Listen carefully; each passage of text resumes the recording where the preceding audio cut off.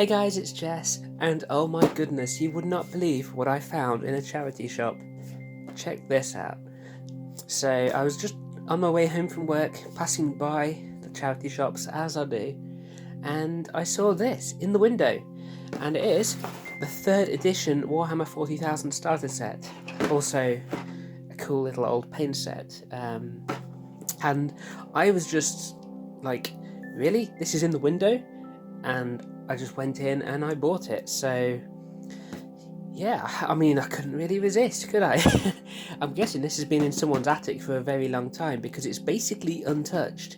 This is almost untouched. So what I'm going to do is start with this little paint set and just have a look in here. So the brush still with its cap on, unused.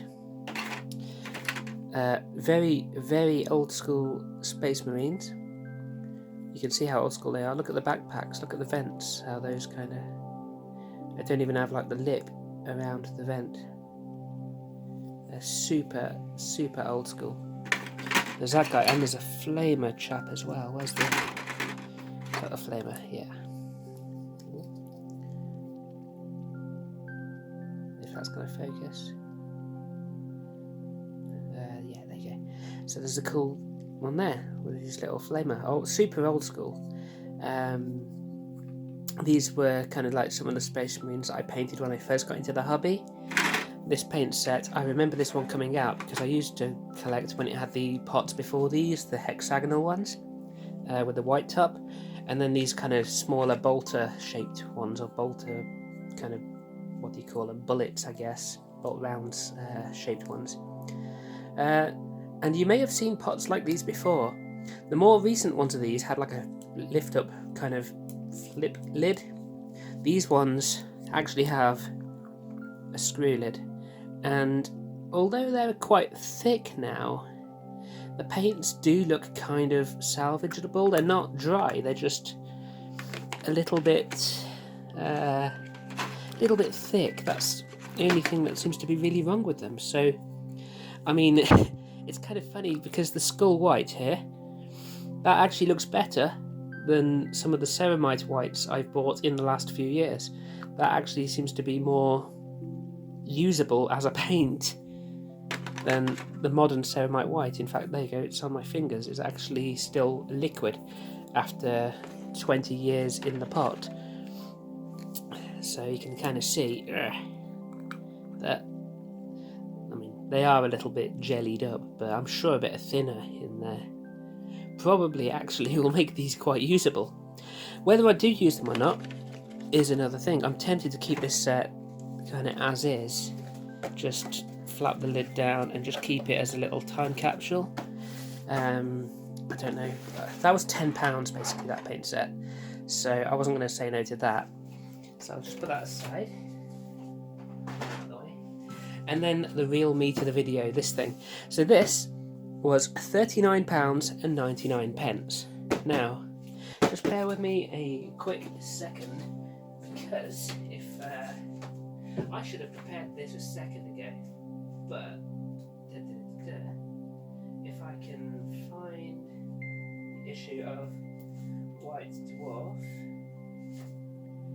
yes. That's the issue of White Dwarf where this new edition of 40k was launched. So you can see October, and this would be 1998. October 1998.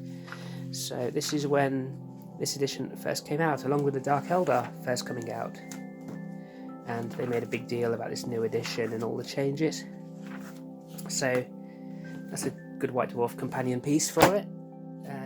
I actually pre-ordered this back in the day when it first came out, and I got a cool little Aquila dog tag, which is awesome. So I'm super happy to have this again.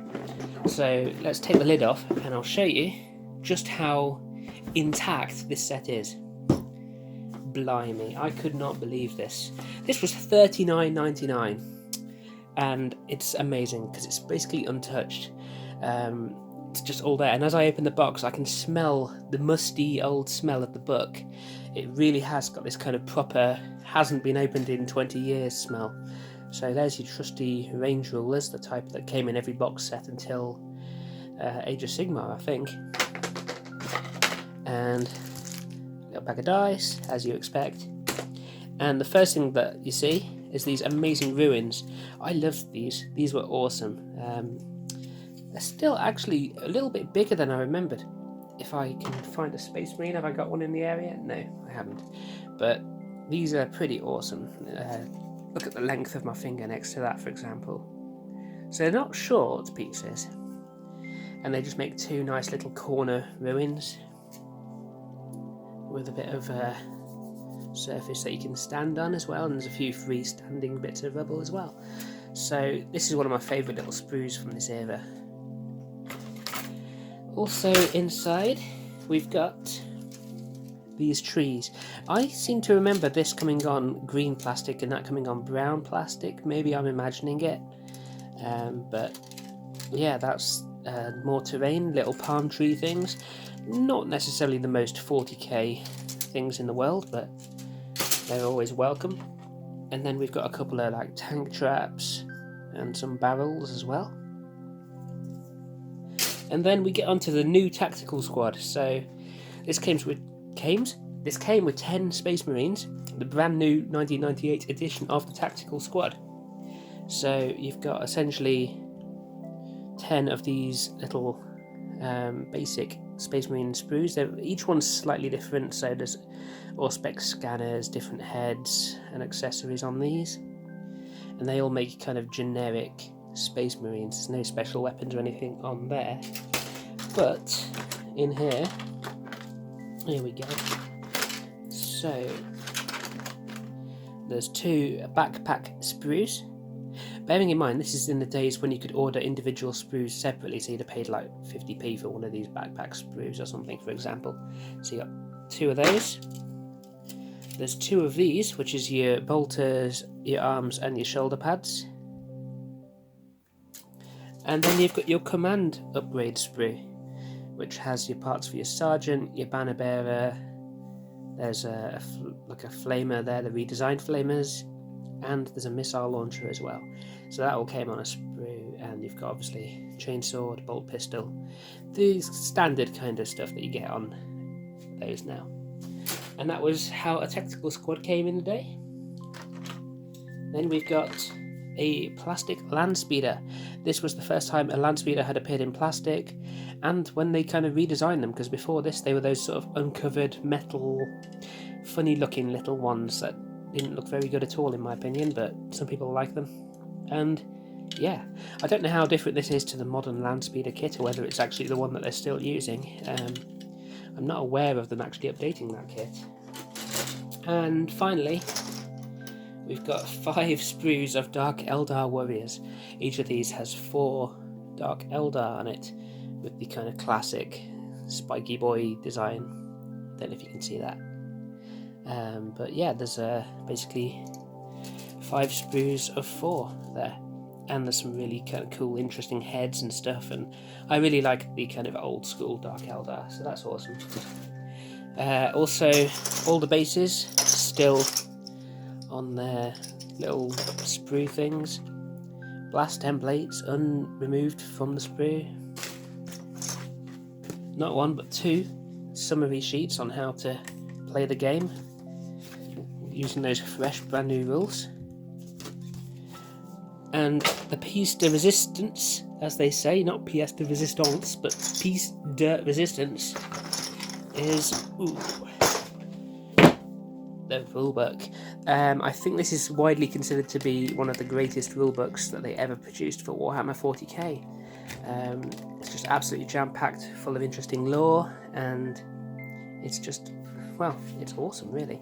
I don't want to crease the pages, so I'm just going to quickly reach around here, but loads of John Blanche artwork in here. You can see the Custodes there, 20 years before they had any models. The Emperor on his golden throne. Example armies, how to fight a war game, collecting an army, painting your first minis, how to make scratch-built terrain a little bit there. So example war game tables, then you get to the rules. So the rules are largely kind of based on, well, I mean, it's 3rd edition, isn't it? it's what every edition of the game was really based on since, to be honest. So this is where they introduced 6-inch standard movement, because they got rid of the movement statistic. They simplified a lot of things because 2nd edition was very kind of bloated. If you had 10 guys fighting 10 guys, it would take an absolute age to resolve. So this allowed for much bigger games. Then the Age of the Imperium section. This is where your lore starts. So, galaxy map. You notice it's all in black and white, apart from the odd bits with like photos of the miniatures. That was pretty standard of the era. There wasn't a lot of colour in the books back then. But some nice stuff here. Early appearance of Groot down there. This was obviously well before the Tau and the Necrons were actually playable armies. You got a bit more about Battlefield, you got some terrain generation, ice worlds. I bet a lot of this you could probably actually still use today if you wanted. You got some missions. Quite a few missions actually. Campaign information, how to run a campaign with unit roster cards, how to gain experience points. This is something that we haven't seen in the modern 40k. Force org charts explaining how those work. And then you've got army lists at the back. So you've got your Space Marine army list. This was like because they completely changed how the game works. So they kind of had to give you...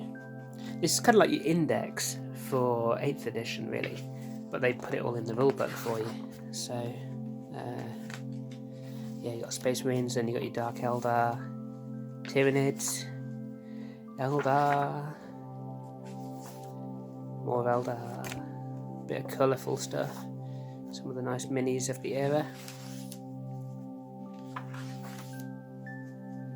You've probably got some more, probably got Orcs after this or something.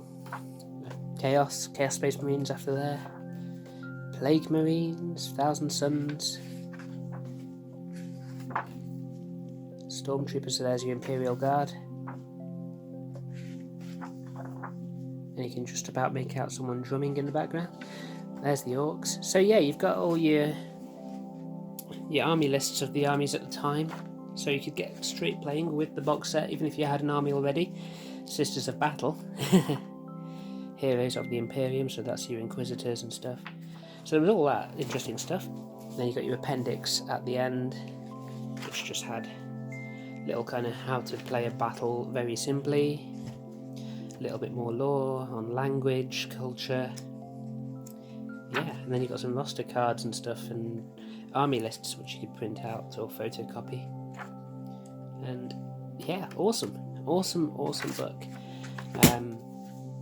The current rulebook's pretty good, you got to admit, but there is something special about these old ones as well. So yeah, that's what you get in the Warhammer 40k 3rd edition starter set.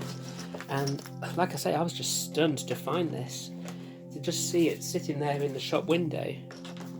I mean, there was absolutely no way on earth I was just going to walk past it without purchasing it. No way. So super pleased to get my hands on it. A little bit undecided what I'm going to do with some of the bits inside. Let me know in the comments down below. Should I build this up? Should I paint it all as a standalone thing so we can play games of 3rd edition just using the starter set? What do you reckon? Or shall I just add the Space Marine stuff to my Dark Angels army? The ruins definitely going to go on my table because they're awesome. The sticks I'm not going to worry too much about, and I think the dice will just go into my dice collection, as in the big pot of dice that gets used in handfuls whenever. So yeah, 40 quid that was, and yeah, pretty amazing, huh? Anyway, thanks for watching. Hope you enjoyed this sweet little unboxing and haul video, and I'll catch you again later. Bye!